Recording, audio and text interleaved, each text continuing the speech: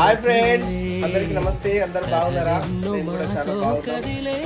So పని బిజీలో పడి చాలా మిస్ అయిపోతున్నాం మిమ్మల్ని. అందరు అడుగుతున్నారు వీడియోస్ రావట్లేదు, రీల్స్ రావట్లేదు అని. ఇగో ఈరోజు ఒక వీడియో చేసి పోస్ట్ చేస్తున్నాము.